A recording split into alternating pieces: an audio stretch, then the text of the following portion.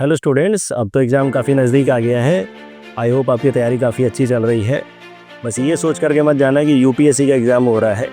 It's just an exam. अच्छे से जाकर के एग्ज़ाम दो। जो तैयारी है उससे आप बस अच्छे से एग्ज़ाम लिख करके आओगे, you will be easily able to clear the exam. ठीक है, तो बहुत ज़्यादा प्रेशर नहीं लेना है। जस्ट एन एग्ज़ाम, जैसे यहाँ टेस्ट देते हो वैसे टेस्ट दे करके आओ और आराम से एग्ज़ाम क्लियर हो जाएगा। करेंट अफेयर्स से ही ज़्यादातर प्रश्न आते रहे हैं, इस बार भी आएंगे, तो जस्ट होप। और अच्छे से हमने किया ही है, देकर के आओ, जो देखेंगे क्या होता है। Best of luck. Hello everyone, I hope all of you are ready for your prelims. बस ये है कि एग्ज़ाम्स के पहले अपना सारा जो सामान लेके जाना है, जो एडमिट है या जो भी चीज़ें आपको लेके जाना है वो सही से देख लेना और एग्ज़ाम हॉल टाइम पे पहुंच जाना, क्योंकि नहीं तो मतलब एग्ज़ाम स्टार्ट होने के बाद खुद को वहाँ पे सेटल करने में थोड़ा टाइम लग जाता है और यहाँ पे टाइम बहुत ज़्यादा मायने रखता है। तो थोड़ा वो सब चीज़ों पे ध्यान रखना है और अपना रोल नंबर वगैरह जब आप फिल करेंगे तो वहाँ पे बहुत मतलब ध्यान से उसको करना है। अदरवाइज़ ऐसे छोटे छोटे चीज़ें बाद में बहुत आपको मतलब नर्वसनेस क्रिएट कर सकता है आपको, और बाद में टेंशन भी दे सकता है। सेकंड पेपर में आपको इसका इम्पैक्ट भी पड़ सकता है। तो wish you all the very best, सब अच्छा होगा। So I hope all of you are well prepared for this exam.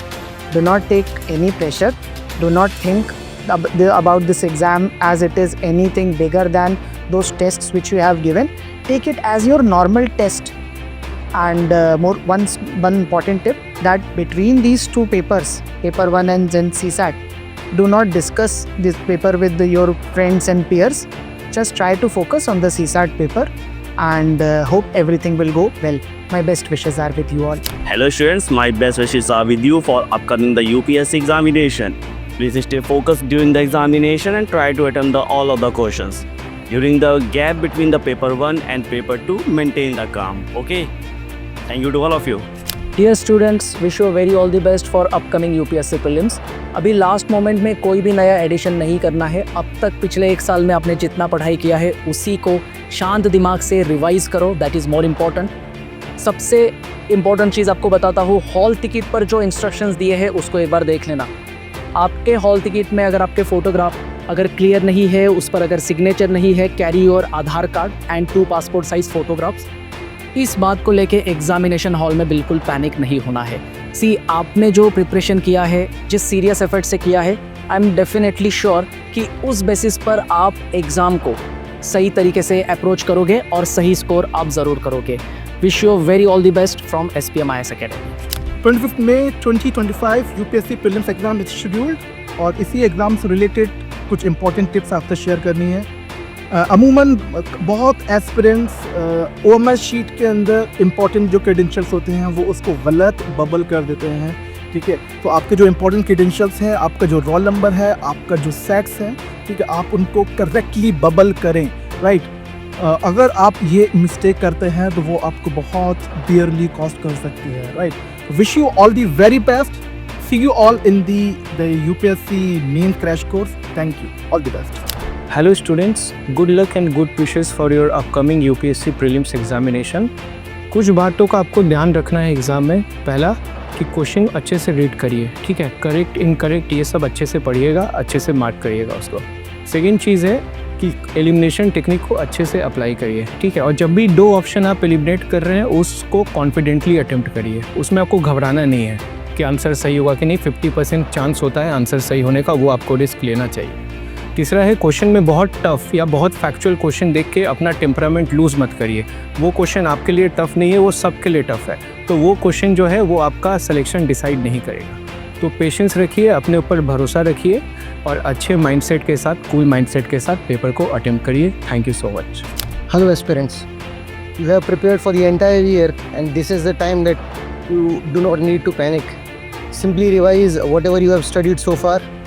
और जो भी आपने टेस्ट सीरीज़ प्रैक्टिस करी है या फिर प्रीवियस ईयर क्वेश्चन जो आपने प्रैक्टिस करें, वहाँ से जो भी चीज़ें आपने नई सीखी हैं या फिर जो गलतियाँ आपने कमिट की हैं, वहाँ से कुछ चीज़ें सीख के और आगे बढ़ना है। From my side I wish everyone a lot of success and stay calm, stay focused during the examination.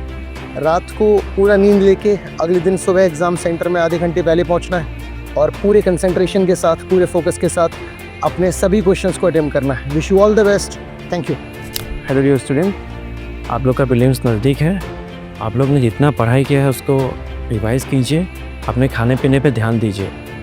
और एक बार याद रखिएगा, आप देखते होंगे कि स्टूडेंट्स एग्ज़ाम के बीच में पेपर डिस्कस करते हैं। आप लोग ये सब मत कीजिएगा, ये आपको डिमोटिवेट कर सकता है। All the very best for your exam.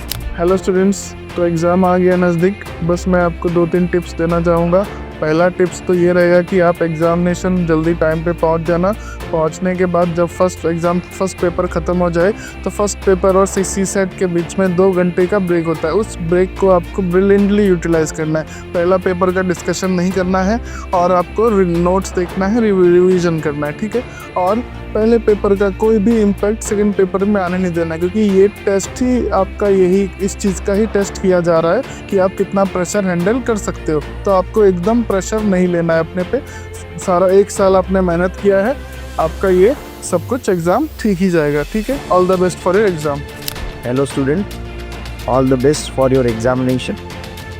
एक बात याद रखिएगा पेपर के अंदर कि जितना ये आपके नॉलेज का एग्ज़ाम है उतना ही आपके पेशेंस और टेम्पटेशन का एग्ज़ाम। तो बीच बीच में थोड़ा सा काम होते रहिए, बहुत ज़्यादा फोकस रहिए, क्वेश्चंस को पढ़ने का कोशिश कीजिए। जब अच्छे से आप क्वेश्चन पढ़ लें, उसी के बाद में आप जब कंफर्म हो जाए कि यही इसका अप्रोप्रिएट आंसर है, तो उस समय उसको आप टिक कीजिए। All the very best, thank you.